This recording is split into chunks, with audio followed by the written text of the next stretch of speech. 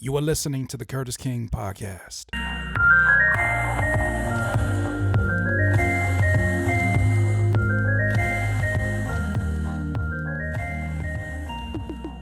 What's going on with you? Welcome to the Curtis King Podcast. It's been a second since I've done the podcast.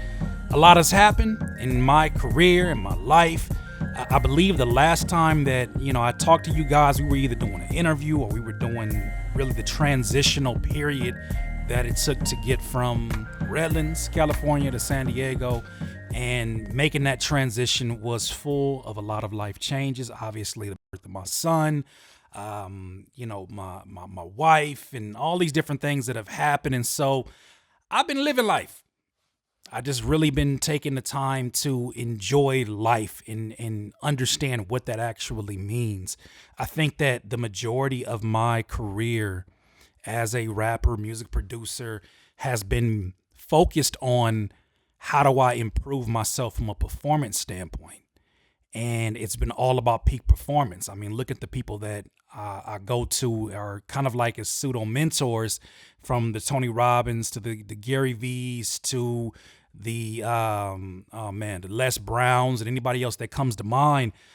These folks are really focused on making sure that you are prepared for optimal performance. And although those folks do spend time on this other portion that is, I think, even more important or just as important, I haven't focused on finding mentors that are in that space of optimal enjoyment. So you got peak performance, but what about peak enjoyment? And so I've been trying to really go on my journey and figure out what that means for me. So that's what happened with the podcast. The podcast had to take a bit of a break. And as I took my break, I've been out here enjoying San Diego. No, I haven't. I've been inside the house. If I'm being really 100 with it, I've been inside the house, plotting, planning over the last year, which has been utterly ridiculous.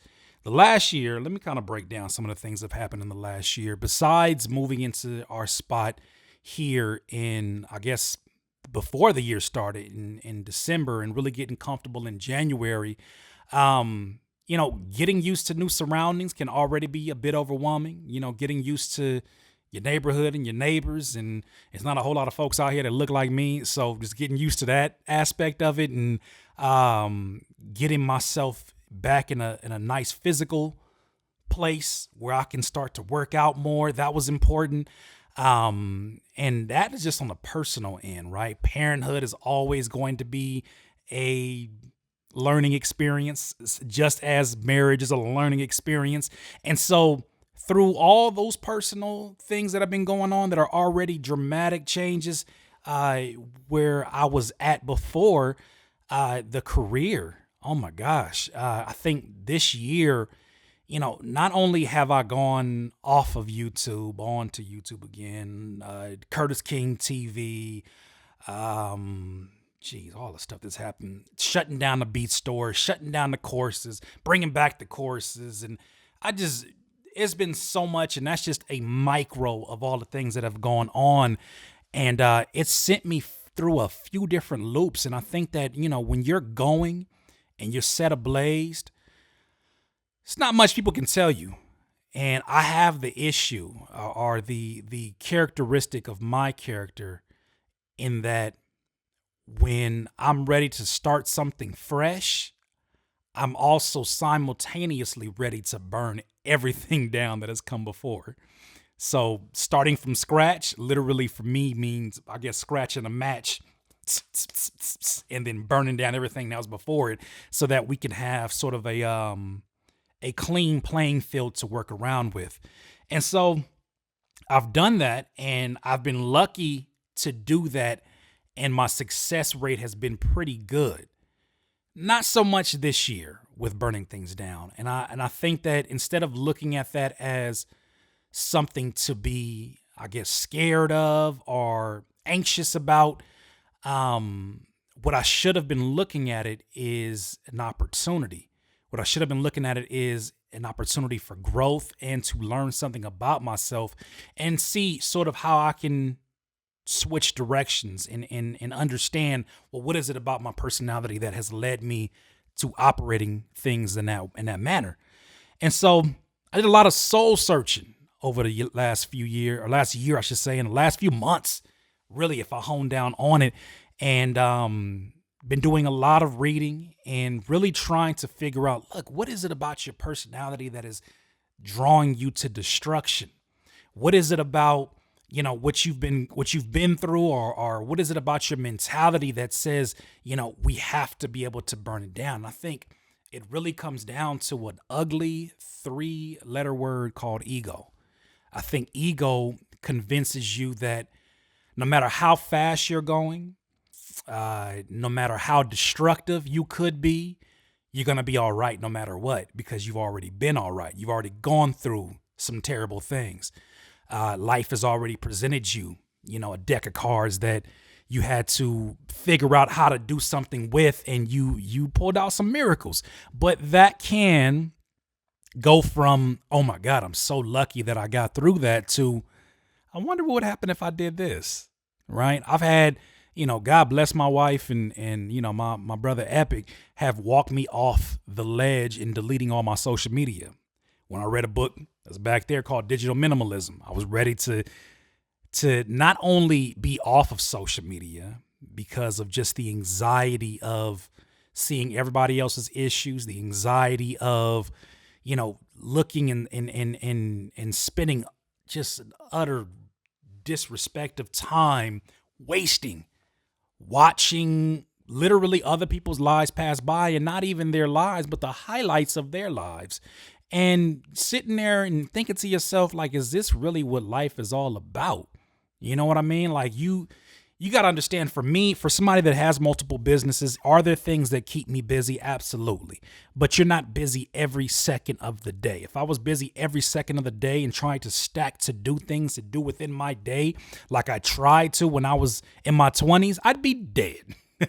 I laugh, but I'm really serious about that. I'd be dead right now because I sacrificed sleep in my 20s. I sacrificed it in my teens because I had this passion, this ego to, I'm going to do this. I am one of the special ones. I am one of the people that are going to be the exception to the rule. And what you learn through the process is that, one, you are not the exception to the rule. Even if you are the exception to the rule, you're still not. You didn't know you were going to be the exception to the rule. Therefore, you should take that out of your whole psyche, that you are the exception to the rule. You must do the work, and do the work of humble work, in which tells you, look, I'm going to have to go harder than most people will have to go to achieve this goal, whether it's in music, whether it's in your arts or your career, whatever you're doing. So the last year, I have been trying to kill the ego. And there's a book actually by Ryan Holiday, Ego Was the Enemy, that I've been reading recently that has kind of helped me understand, why is it that I take these types of chances? Why is it that I'm ready to just burn everything down? And there's a lot of factors that go into it. But I think that when you're operating off of passion alone, this is what I think is a big part of it. When you're operating off of passion alone, and it's not necessarily aligned with your purpose, I think that you do destructive things. I think that I made a video about it recently on my YouTube, that when you commit a crime of passion, okay, say for instance, a man comes home and, he hears R&B music upstairs, and he walks upstairs and he's like, wait a minute, those shoes ain't mine. And he sees like some Timbs or something sprawled on the floor, and he opens the door, he's smelling, he's like, it smells like butt naked sex in here. What's going on? And then he walks in, and of course he sees his wife and the guy that she's with. And so he goes into his gun room. Do people have a gun room? Is that even a thing? He goes into his gun room. He has his gun room, maybe. And then I'm not a gun owner, so I wouldn't know. So he picks up his gun and he says, I'm going to kill these folks. And he goes into that room and he does commit this crime of passion. And at that time, you're not thinking about purpose. It's almost like passion puts the blinders on you. You're not, what do you think? Purpose doesn't even, purpose is why you're doing what you're doing. It is the foundation. It is your mission. It is what this journey is all about. Passion can put the blinders on you. Passion can make you drunk, full of anger, or drunk, full of, blind optimism.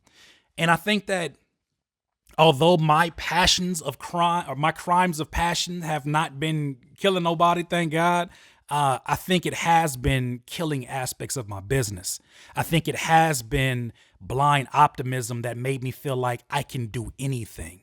And I was that kid that when I saw those posters on my counselor's walls that said, you can do anything, as corny as it is, I believed it. I believed that if you sat me down with something long enough, I could achieve it. Right. And there's parts of my brain I still have to come to grips with that.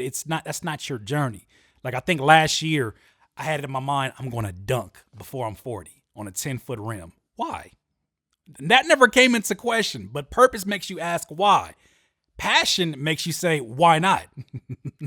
Right? So you jump up, you do your leg squats or whatever you got to do, and passion will have you out here breaking your leg. Passion had me out here with sciatic nerve pain because I said I want to go 50 days in a row and work out, and I want to lose a crazy amount of weight. And I was going in there doing cardio every single day, and I mean high intensity stuff, and not really doing too much in terms of muscle building, and not really doing too many reps with that stuff. I was focused solely on going in there and kicking my own ass through cardio. Did I achieve the goal of losing weight? Yes, I did. Okay. Day 50, I felt unstoppable. I did this. I told y'all I could do this. Who's y'all? Who are you trying to do this for? That's another conversation. But I did it. And on the 51st day, when I decided not to go work out, I sat down that day because I was like, I deserve a break. And that's when I started to really develop the first signs of having that sciatic nerve pain. And I tell you, it was the worst back pain shooting down to my leg, to my butt. And anybody who's ever had it, you know how much of a pain it is just to walk on that. That was passion that took me there. Now, can passion play the role of something positive in your life? Absolutely. Passion, when you allow passion not to be the driver, you allow purpose and your mission to be the driver, and passion's in the passenger seat for those days that you don't feel like getting up and following your actual purpose, passion can be a great supportive cast in that situation. But to put passion in the driver's seat, as I have done, has made me go through some accidents, right? For instance, when I decided to do Curtis King TV, passion was like, man, you're mourning right now the passing of Nipsey Hussle, and he stood for entrepreneurship. He was somebody that you looked up to, and they took him out. You're not doing the most with your time that you have on this earth, man. And I think that to honor a great man, a legend like that, I think that you need to get up and you need to do something. You need to do something today. And I did.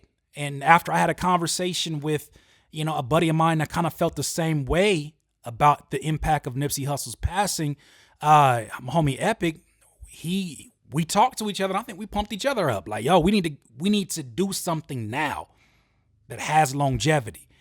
And I was on fire. I got the Curtis King TV website, which is my private membership website. You can go check it out at curtiskingtv.com. I had that done within 72 hours. I sat there. I don't know coding, right? The limitations of my coding is like elementary MySpace type knowledge. And so I sat there and did it. I figured it out. This plane above me is supremely loud right now, and I'm trying to ignore it, but I can't think until it passes. I'm sorry. I'm like all over the place. But 72 hours, I got the website done. I was getting members in there. I was launching videos in which I was on my campaign like, I'm not rocking with YouTube no more. They're making all these changes, man. They trying to they're trying to cut out the people who are content creators. You got to own your own. And these are things that I still believe very strongly in. But the manner in which I go to achieve those things is much different because now I'm in a place where I was on fire. The only problem with fire, as my brother said, is it burns out. And it burns out in the sense that that initial passion that you're running with not only burns out, but also it burns you out energetically. And he told me that. And I was like, yeah, I feel you, but right now I'm on fire. I can't stop. And so I kept going. And it launched Curtis King TV daily workshops in which I was for on average 3 to 4 hours. And I don't say that as a badge of honor. I say that because I was so full of passion to do this. It didn't matter things like not drinking water, not getting enough sleep, not resting until physically it started to matter. But I kept going. And 6 months straight, man, we did daily workshops from Monday through Friday.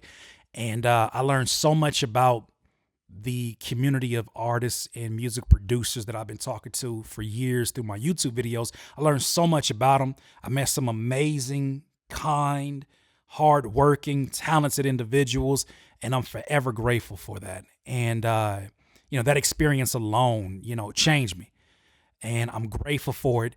And what it did, though, also, in addition, the other gift that it gave me, in addition to just understanding my audience, the gift that it gave me was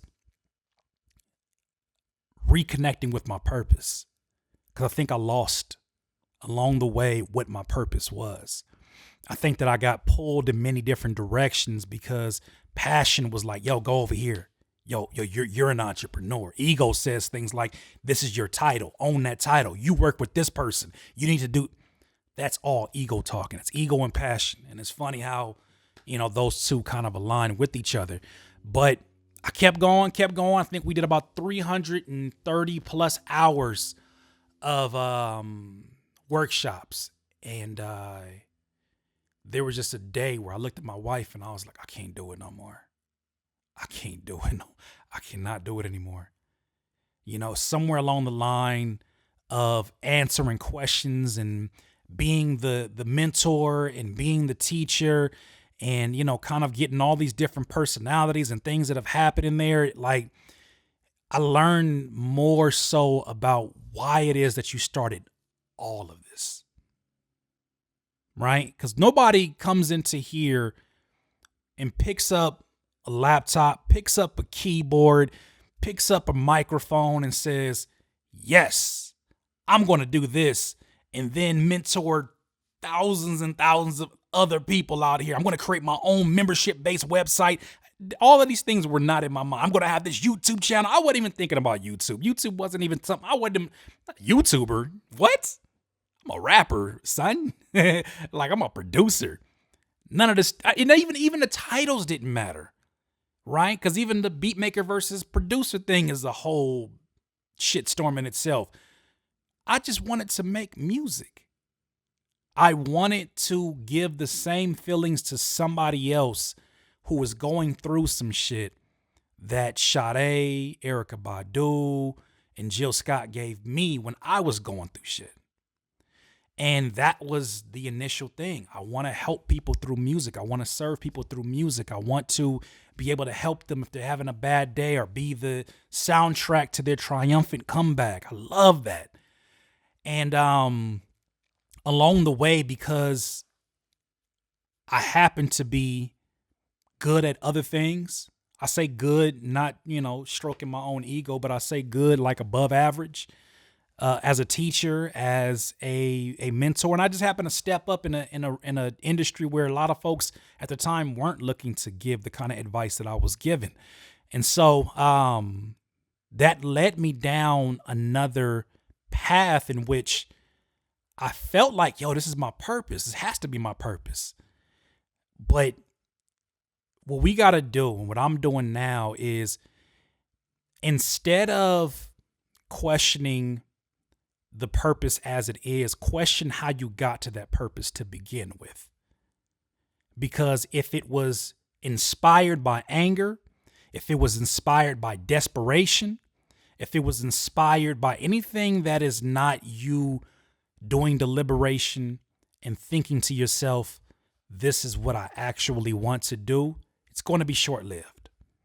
And you're eventually going to burn out because passion can only last for so long if it's not aligned with your ultimate purpose. So, understanding all of that, understanding that it had me questioning, am I really Curtis King, this mentor? Am I a producer? I don't want to go to studios out in LA. I don't want to link up. I don't want to collab. I just want to make music in peace by my damn self and still be able to take care of my bills. Is that asking for a lot? Maybe it is. I don't know. But that's what I ultimately wanted at the very basic level. And I have to even be wary about that when I call that a purpose, because what led me there? What led me there was burning out. So now the reason I'm more confident in where I'm at mindset right now is because I did do a lot of thinking. I went quiet on social media. I went quiet on my Instagram, my Twitter, my YouTube, not as a rebellion, but as a rebuilding. I had to rebuild a lot of things that I have destroyed or let kind of lie dormant within myself. I had to reconnect. And that's exactly what I did. What I did was I sat and I did nothing. It doesn't sound like a hell of an accomplishment, Curtis. I did nothing.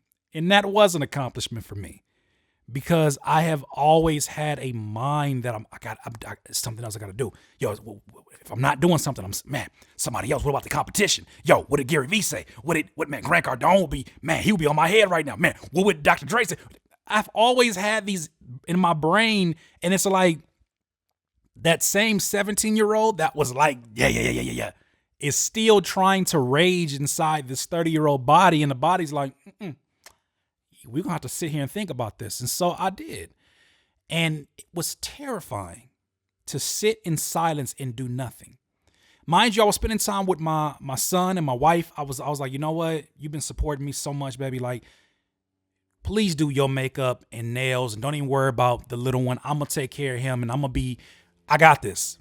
She's like, you sure? Because she's used to being a workaholic. She's like, you sure? I'm like, yeah, I got this. And I sat down there, and as much as I enjoy being with my son, I love my son so much, I felt lost. I felt purposeless. I felt like, the hell am I doing? Like, am I really supposed to be sitting still? What is this? Sitting still and doing nothing felt like a crime. I felt guilty doing it. Why is that?